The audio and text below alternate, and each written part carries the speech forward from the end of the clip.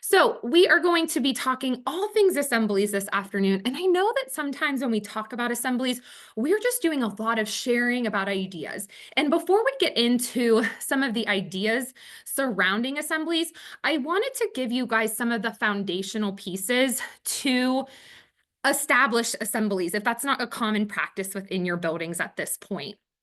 I wanted to make sure too, we talk about the who, the what, the when, the where, the why, and how to make this something that's enjoyable and meaningful. Assemblies were my jam at the elementary school that I came from. I see some of my Greenville friends on. I love assemblies. For those of you who I am your facilitator, I'm sure it doesn't surprise you that I love a captive audience and a microphone. That's just something that always has been in my wheelhouse. And if that's not in your wheelhouse, that's okay. We're going to talk about some of the pieces and some of the why behind assemblies within the PBIS framework. We are also going to, at the end of that, we are also going to take a look at some assembly ideas and things that you can do to bolster up the assemblies that you're currently maybe already having within your buildings. So I think one of the biggest pieces of assemblies is the why. Why do we need to implement those in our PBIS framework? Well, really, those assemblies are used to foster a sense of community. We can use them as an opportunity to acknowledge student achievements. It's improving our school spirit, climate, and culture. And they're giving us opportunity to practice some necessary social skills, like attending to a speaker, how to behave in various social settings, appropriate responses in public, right? There's definitely times where we want our students hooting and hollering and clapping. We want to let them know this is when it's appropriate to do that. Sometimes we have assemblies where they're a little more solemn and we need to pay, respect to certain topics that our speakers are discussing with us. So again, it gives a plethora of opportunities to practice how do we behave across a variety of settings. Also, we can really utilize assemblies to take a look at our tier 1 data on a universal whole school level. For example, if we have a miscue that's happening in the hallway with regard to like artwork being hung up, what better time than to address that when we have a captive audience of our entire school in one place at one time? We can also use this as a way to address some new incentives to improve overall student behavior. So for example, if we have a new challenge in the cafeteria, maybe it's the golden spatula, utilize your assembly space to talk to students about that, to get them excited about it so that they're not just hearing it maybe one time from a paraprofessional or a principal in the cafeteria. They're hearing it and they're getting excited about it with all of their peers, and it kind of amps up that challenge. And really, assemblies are fun. I think somewhere in, the midst of COVID, we had a reduction in assemblies because we weren't able to gather in that large group setting. And then what happened is a lot of people realized, those were kind of frustrating. Those took a lot of time and effort, and we sort of just let them go by the wayside. But we need to remember that they are a chance to have fun with our kids and to enjoy some of that necessary unstructured time to just let kids be kids. And again, we're not just talking about elementary students, we're talking all the way up through senior high school as well there. So next, we're going to look at the who. Who do these assemblies benefit and who can get involved? All staff and students. Assembly should be an enjoyable experience for everyone. And again, I kind of mentioned how we have definitely seen some staff members who maybe appreciate the fact that we are no longer having assemblies. Maybe they felt like they were a lot of work, but that's not a reason enough for us to say, we're just going to nix them all together. Again, if there's certain aspects of that they're upset by, we need to fix it, right? It's a time to reflect. Maybe it's a time for us to sit down and recognize, okay, we need assigned assembly seating, and it doesn't necessarily have to be by grade level. Maybe putting the entire 6th grade in one area is not conducive to a great assembly environment. So we mix them up, we filter them in. Again, that's just one procedural thing that could be altered to see an improvement if assemblies are something that are causing a source of frustration for your staff. One thing I wanted to note too about who is we can also look at who can get involved in our assemblies.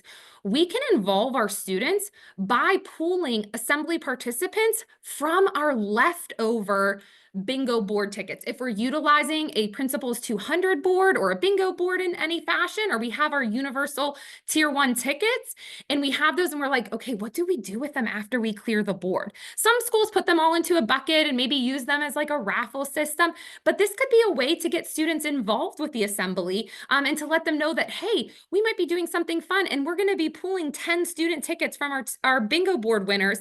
And they're still like, it's that chance at something more, right? It's kind of that unpredictable reinforcement where you don't know if it's going to happen, but it might be you next. So that's just a creative way to kind of decide who is going to be participating in those assembly activities.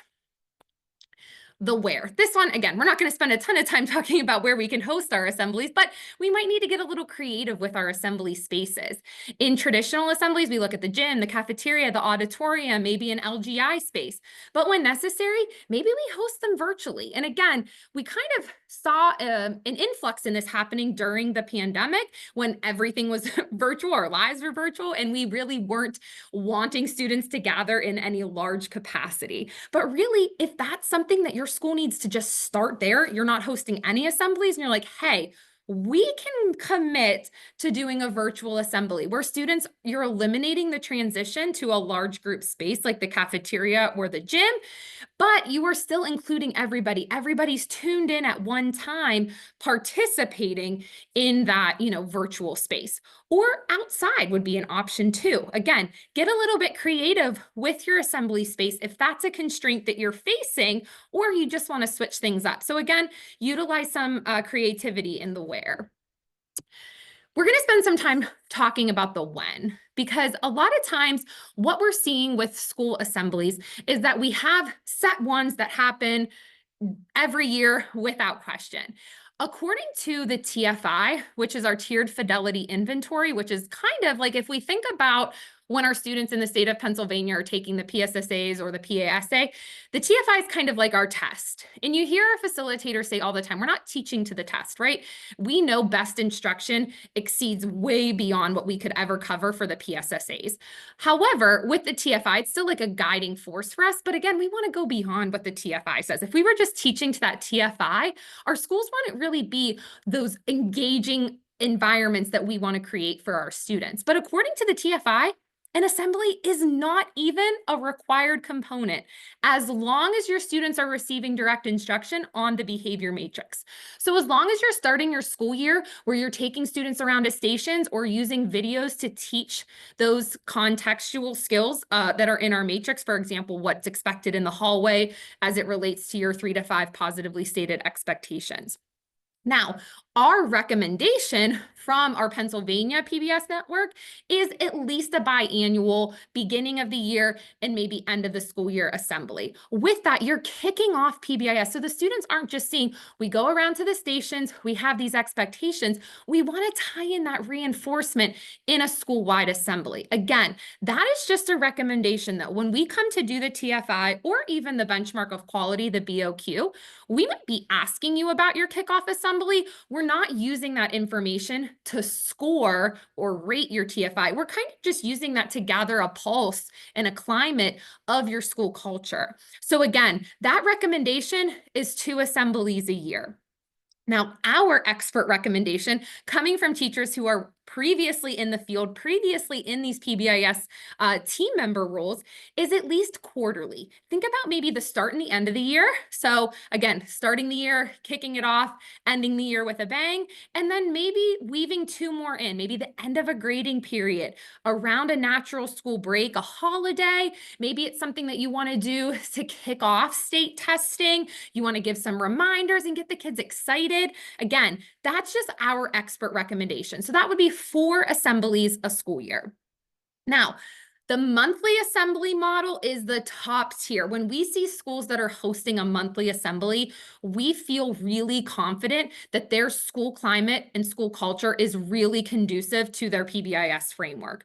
So like with behavior change, it can be a slow process when we think about when are we going to host these. If you currently are not having any school assemblies whatsoever, start with 1, and maybe you make it virtual, make it manageable. If you already have 2, you're like, we've got a kickoff, we've got an end of the year. Can you weave a 3rd one? And if you have them every month, what adjustments would you make to that? Or what information can you share out with schools who are struggling to help them get started? So again, thinking about the when and sort of planning a schedule for that is definitely something as we're heading into action plan season. I know it seems hard to believe that we're already getting ready to schedule our TFIs for 2025. This is definitely an actionable item to map out our assemblies for next school year. Now, the what topics, themes, or ideas should be included in our assemblies? I've kind of already mentioned this, but utilize your school-wide data. Look at referrals. If you're using Swiss, look at your Swiss data. Maybe it's your acknowledgement systems. So taking a look at your data and embedding that into your assembly is a ready-made kind of topic to address. It's an opportunity to address school-wide errors that are being made through utilizing that data. I kind of already mentioned the hallways with like maybe it's artwork if you're getting ready for a spring art show. Perfect time to talk about the expectation and do something that addresses hallway behavior. Maybe before state testing, you're addressing hallway expectations with regards to testing environments. Cafeteria, I'm sure there's endless topics you could cover. Same thing with a bus. So think about those universal behavior errors that are happening across grade spans. It's also a time to take a topic and acknowledge successes. Maybe you have a school-wide success that you've noticed a reduction in referrals in the cafeteria after you implemented the golden spatula. If you're going to celebrate that success with staff and let them know, let the kids know too. Let them in on that data. It shouldn't be a secret. Let them celebrate that. Maybe you utilize a student of the month, and that's just something where those students are being recognized on an individual basis.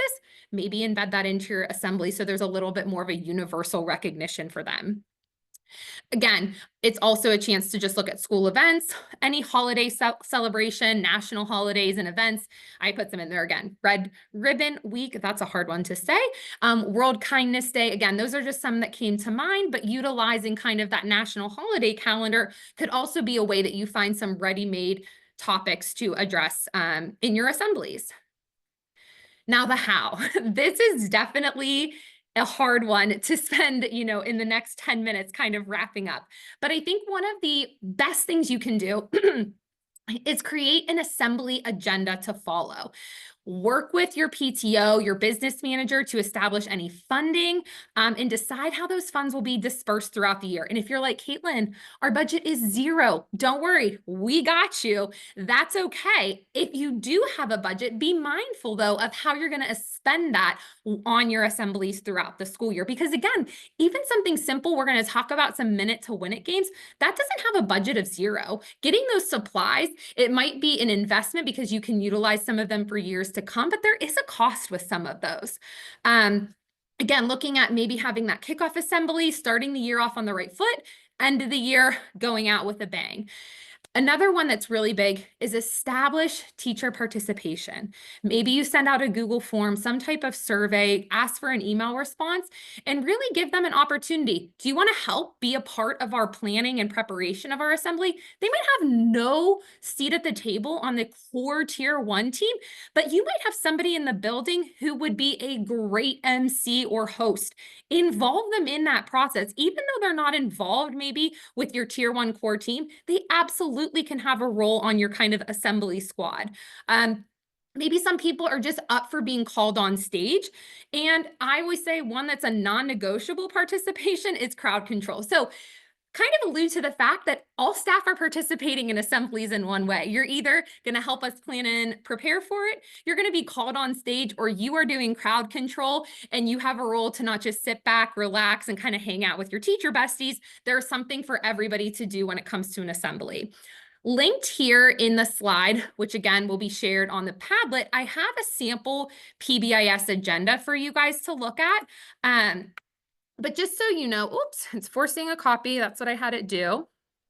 Again, this just kind of walks through what your script could look like if you wanted to utilize just a generic PBIS assembly without bringing in any outside speakers. So again, this just has like a very basic kind of flow to it, but it gives you a starting place. If you're like, I don't even know where to begin, this document could really be a great resource for you to utilize.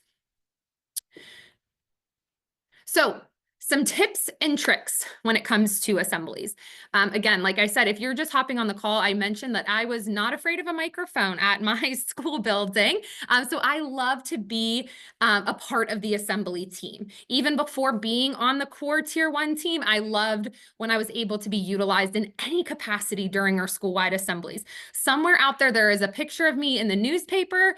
in an eating contest where we were doing something, we were eating, and I won, and I threw my hands up in the air. Again, anything on stage I was game for. So really one of my tips and tricks, and I didn't talk too much about this on the previous slide because I wanted to spend some time talking about it here, is to really establish that assembly team.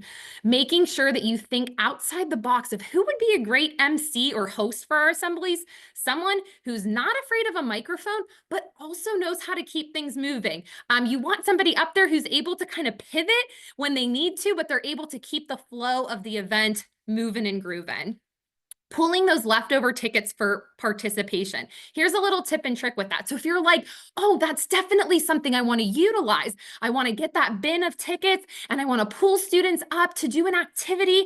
Here's something that, again, comes from a lived experience. If you're going to live pull those tickets, and what I mean by live is do that in front of everybody, do it ahead of time. Now, you might be thinking, well, then it's not a live poll. Well, everybody in the audience is going to think that it is live. You are going to know that you have done this ahead of time. So you're going to pretend that you're pulling tickets and reading names, but you already have that list. And again, whether that list is, paper and it's kind of like in your head or you memorize it, again, coming up with a system.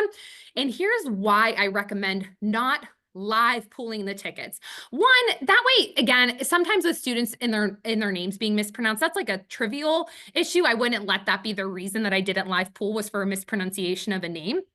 But these two reasons definitely were a part of why I didn't live poll.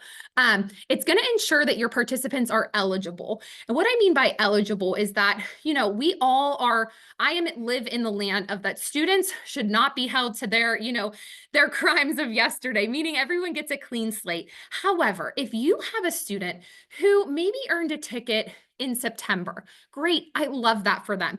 But they're out on a 10-day suspension for something that happened. You pull their ticket, they're a 5th grader, and everyone in the audience makes like, ooh, some type of noise like that. Again, that's like a very niche example. And I'm not saying that because somebody has made behavior errors since September, they shouldn't be eligible.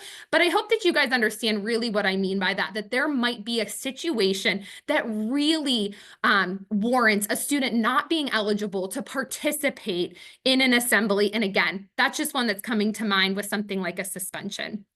Also, if you know that you have a student who would be absolutely mortified by that opportunity, like they would be so embarrassed, so dejected to have to come up on stage, we don't want to put them in that compromising situation. Now, we can't just assume that because a student is shy, that they wouldn't like that opportunity, right? We might assume they're shy, they would never like that.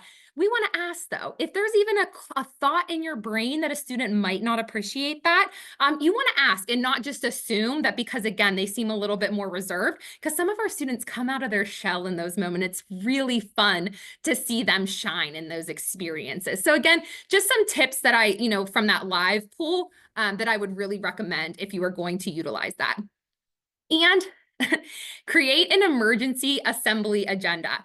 So there was a funny video that was circulating from Joe Dombrowski. He was a former teacher. Now he's kind of a comedian where he was like talking about the reptile guy. And he's like, everybody knows the reptile guy. I had to plan an assembly on an hour's notice because Dan the critter man broke down on the highway. So just a little word of caution, maybe you want to create just an emergency subplan or emergency assembly plan, the way that you would have emergency subplans, have just some materials prepped and have that person that's kind of just your go-to.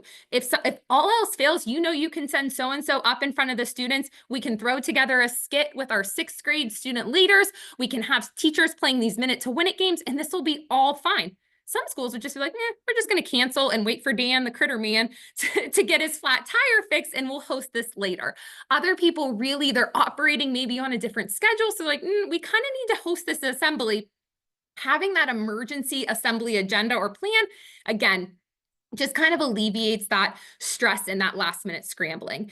And lastly, be careful who you present a microphone to during the assembly. This was a funny little video trending on TikTok that kind of highlights that. To say, I am very proud of myself and all of my other friends inside my class. And my class is really sweet, except one little boy. And I need to tell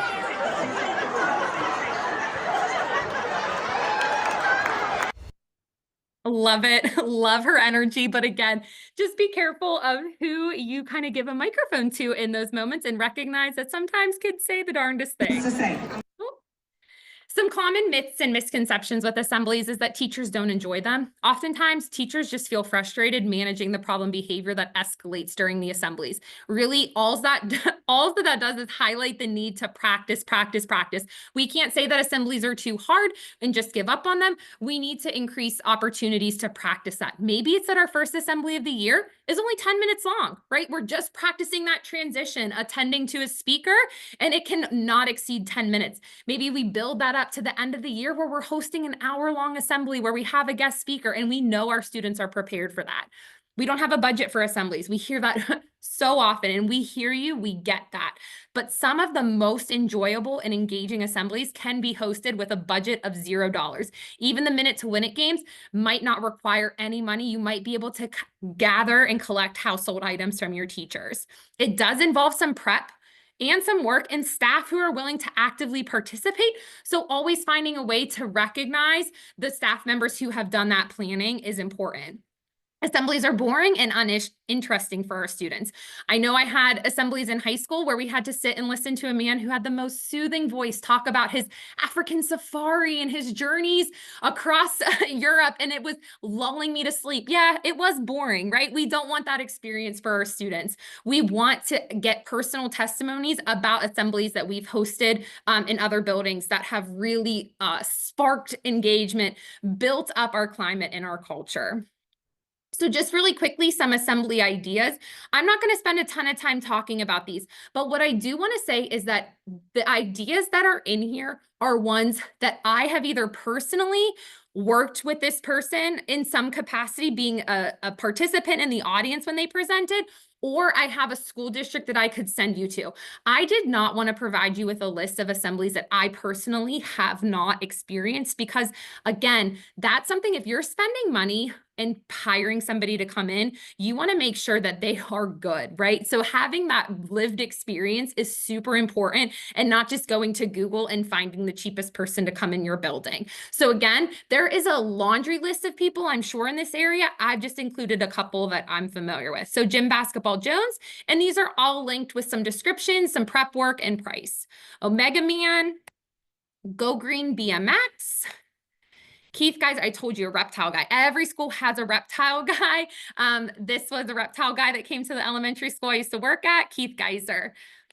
And on this last slide here, we have some little staff activities and challenges. Like I said, these are all linked. There's some pep rally games, Mass Singer Challenge, a PBIS celebration list. So please, there's a treasure trove of resources here. I wanted to spend a lot of time talking about some of those foundational pieces of assemblies first. So a bringing it all together example, school-wide Tier 1 data suggests that the cafeteria has been escalated across grade levels. The target behavior we are seeing is disrespectful behavior toward cafeteria staff. At a school-wide assembly, we're going to address cafeteria behavior with a skit. So we might pull our student leaders in. This skit is going to have 5th grade student leaders, teachers, and paras. At the conclusion of the skit, we will pull bingo board tickets to see who will participate in a staff game of Hungry Hungry Hippos, staff versus students, or something like that. So you can see how that kind of ties in. Again, that assembly could be done with just gathering materials and resources that we already have in-house. Now, that doesn't go through the agenda entirely. You'd obviously want your welcome and your closing, but you can see how with that school-wide data, we can bring everybody together and address